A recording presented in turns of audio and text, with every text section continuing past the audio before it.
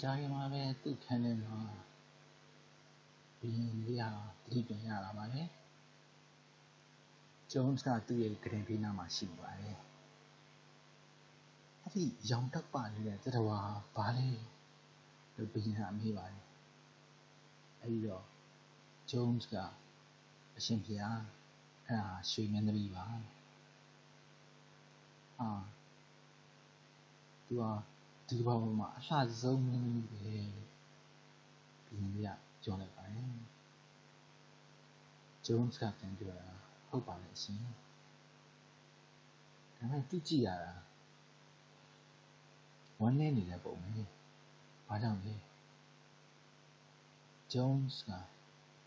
တက်ပြင်းချလိုက်ပါတယ်ပြီးတော့ပြန်ဖြေတာကအရှင်ဖေဟာသူမဟာကျိန်စာတက်နေပါတယ်သူလက်ထက်မှာကျန်တိုင်းသူ့ရဲ့ယောက်ျားတွေ့ပါတယ်သူဟာနန်းတော်အနက်ကြီးရွှေရောင်ခေါင်မိုးနဲ့နန်းတော်အနက်ကြီးပေါ်မှာနေပါတယ်သူဟာတော်တော်လေးလုံးလေးဖြစ်နေပြီးတော့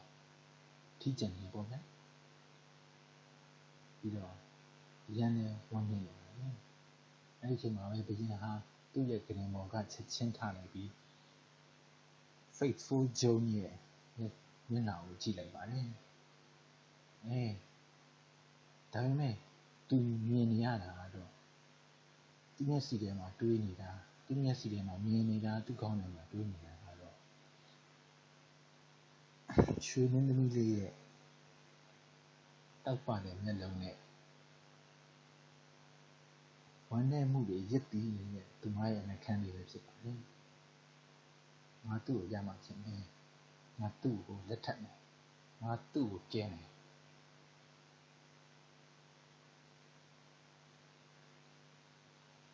မအောင်မြင်နိုင်မယ်မထင်ပါဘူးလို့ဂျုံးစ်ကပြောပါတယ်ဘာဖြစ်လို့မအောင်မြင်ရမှာလဲမင်းငါ့ကိုကူရမယ်မင်းကငါ့ကိုသစ္စာရှိပါလေမင်းကငါ့ကို understand လုပ်မယ်ဆိုအဲ့တော့မင်းလုပ်ပေါ့ဂျုံးစ်ဟာဘုရင်လေးရဲ့အသက်ကိုဆွေးပါတယ်ဒါပေမဲ့သူဟာအမြဲတမ်းဘုရင်နေအဖေဆက်ကိုခစား understood ဖြစ်တဲ့အတွက်သူဟာဒီခါလေး understood လို့ရမှာပဲဂျုံးစ်ကတက်ပြင်းချလိုက်ပြီးတော့ကျွန်တော်မျိုးလုပ်ပါမယ်လို့ပြောလိုက်ပါ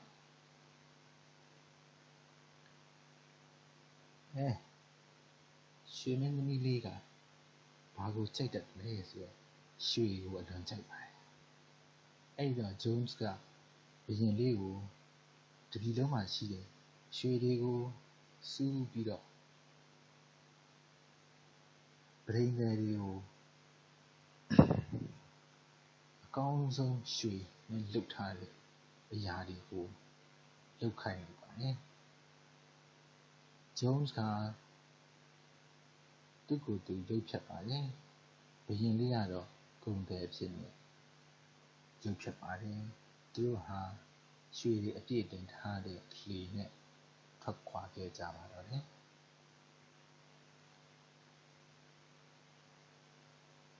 ပင်လယ်ကိုဖြတ်ပြီးတဲ့အချိန်မှာပဲဂျုံးစ်ကပြောပါတယ်အရှင်ဘုရားကရွှေကုန်တယ်ဖြစ်နေဟန်ဆောင်ရမယ်ဘာဖြစ်လို့လဲဆိုတော့သူမကိုပျော်ရွှင်မှုပေးနိုင်တာရွှေသာရှိပါတယ်အဲ့ဒီတော့ကျွန်တော်မျိုးကသူမကိုဒီခြေပေါ်ကိုခေါ်လာတဲ့အချိန်မှာအရှင်ဘုရားရဲ့ gentleman နဲ့တခုတည်းနဲ့အသွင်အပြင်တခုတည်းနဲ့ဆွဲဆောင်ရမှာမဟုတ်ပါဘူးရွှေနဲ့ဆွဲဆောင်ရမှာပါ အဲ့လိုဆွဲဆောင်ရင်တော့သူမဟာအရှင်မင်းရဲ့မိဖုရားဖြစ်တော်မှာပါသူတို့ကမ်းဆိုင်တယ်ဆိုရင်လည်းဘုရင်လေးဟာကုံတယ်ဝတ်စုံကိုဝတ်လိုက်ပါတယ်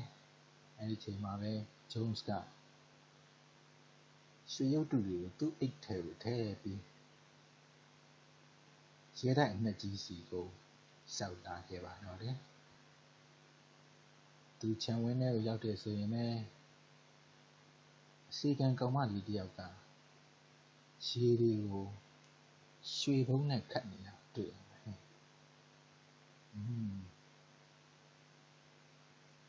ကြက်ကြီးရှိပြီးလှတဲ့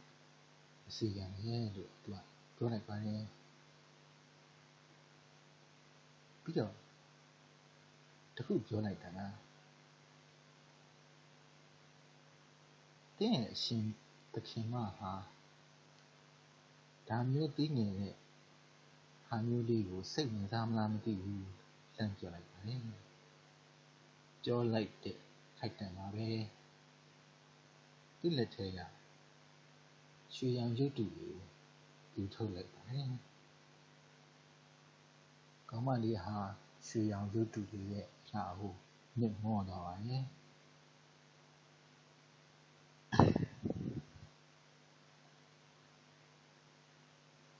ပြီးတော့သူအပေါ်တက်သွားတာပေါ့10 မိနစ်မကြာပါဘူးရွှေရောင်မင်းသမီးလေးဟာရဲတိုက်ထဲကထွက်လာပါတယ်လက်ထဲမှာကင်ထားတာကရုပ်တုတွေပါသူဟာသူ့ရဲ့ပုံတူပကြီးကားတဲ့အတိုင်းတကယ်ကိုချောပါမယ်အမှန်တကယ်တော့အပြင်မှာပူတောင်ချပါသေးတယ်သူက Jones ကိုနှုတ်ဆက်ပါတယ်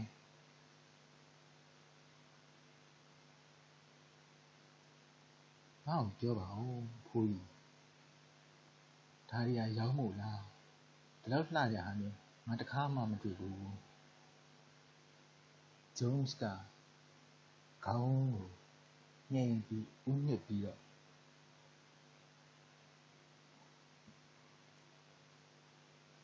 ဒါမျိုးတွေအများကြီးရှိပါသေးတယ်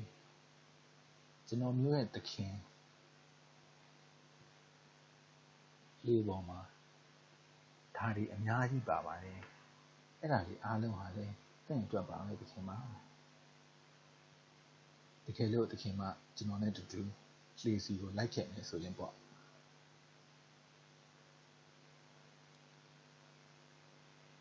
မင်းသမီးလေးဟာရုတ်တရက်တော့မယုံသေးပါဘူးကြောက်နေပါတယ်ဘာဖြစ်လို့လဲဆိုတော့သူမရဲ့ရည်ရထားတဲ့သတိသားဟာပေးတာမကြသေးပါဘူးသူရဲတိုက်အပြင်ထဲကလည်းမထွက်ရဲပါဘူးဒါပေမဲ့ရွှေရဲ့စွမ်းရည်မှုကိုတော့သူမခံနိုင်ပါဘူးသူမဟာသူမရဲ့တောက်ပန်ရဲ့ဝိတ်ယုံကိုချက်ချင်းခြုံလိုက်ပြီးတော့ Jones နဲ့တူတူလှေရှိရာကိုလိုက်လာပါတော့တယ်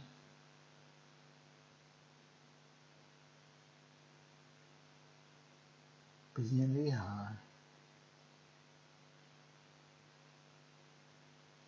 ကုံတယ်ဖြစ်နေမင်းသမီးလေးကိုနှုတ်ဆက်ပါတယ်သူမရဲ့အလားအရန်ကိုလှပပါတယ်သူမရဲ့ဝမ်းနည်းမှုဟာအရန်ကိုပေါ်လွင်နေတော့သနာစရာအရင်ကောင်းသူဟာမင်းသားလေးဟာပြန်ပြီးတော့မူးမေ့သွားမလို့တော့ဖြစ်သွားပါတယ်ဒါပေမဲ့မဖြစ်ပါဘူးမင်းသမီးလေးဟာမင်းသားလေးကိုပြုံးပြလိုက်ပြီးတော့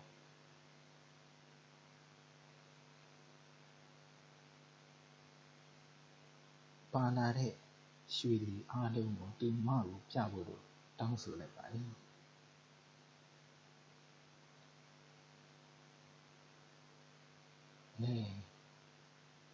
လှေထဲကိုမင်းသမီးလေးရောက်လာတဲ့အချိန်မှာပဲဂျုံးစာကပတိန်စီကိုအမြန်ပြေးတိုးလေးပြောလိုက်တာကတော့လှေကိုကမ်းကနေခွာလိုက်ဖို့ပါပဲ ခိုးပြေးတယ်ပေါ့ဗျာ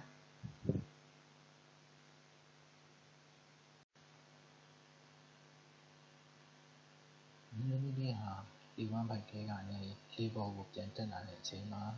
ကန်းနဲ့တော်တော်ကွာဝေးနေပြီဆိုတာကိုသိလိုက်ရပါတယ်ပထမတော့သူကငင်းဆန်ဖို့ကြိုးစားပါတယ်ကန်းကြောက်ပါတယ်တော်တော်လေးဒေါသထွက်နေပါတယ်အမျိုးရုပ်တဲ့ဂုံတယ်တွေကိုသူတော်တော်ဒေါသထွက်ပါတယ်ဒါပေမဲ့နောက်ကြတော့ဒီဂုံတွေကဘယင်းဆိုတာဖြစ်တာသိလိုက်ရတဲ့အချိန်မှာတော့သူမစိတ်တမျိုးပြောင်းသွားပါတယ်ပြီးတော့ဘယင်းကိုယ်တိုင်ကလည်းသူမကိုတော်တော်လေးချစ်ကြိုက်နေပါဘူးဆိုတော့သူသိပါတယ်ဒါအပြင် Jones ကသူမကိုပြောပါတယ်ပြန်လို့ရပါတယ်ဒါပေမဲ့ပြန်မယ်ဆိုရင်တော့ရွှေတွေတော့ပြန်ယူသွားလို့မရဘူးလို့ပြောပါတယ်အဲ့တော့ရွှေမင်းကြီးကနောက်ဆုံးတော့ရွှေမင်းသမီးလေးကဘယင်းလေးနဲ့လက်ထပ်ဖို့သဘောတူလိုက်ပါတယ်ဒီလိုနဲ့ဇလန်ကြီးကပြီးသွားပါခင်ဗျာအဲဒီမှာကလေးတွေရှိတာမသိဘူးဘယ်လိုကလေးတွေရှိရဆိုလို့ရှိရင်ကျွန်တော်တို့အဲ့ဒီကလေးတွေကိုအိတ်ရာလေးပို့လိုက်ရင်ကောင်းတယ်နဲ့တူတယ်ဘာဖြစ်လို့လဲဆိုတော့ဒီညနေစားပြီးတော့တော်တော်စိတ်ဝင်စားပြီးတော့ awesome ဖြစ်တဲ့ကိစ္စဖြစ်တော့မှာပါမတွေးဝင်စရာတွေးပန်ရဲကိစ္စတွေပေါ့ဗျာကဲ story လေးဘက်ကိုပြန်သွားပါ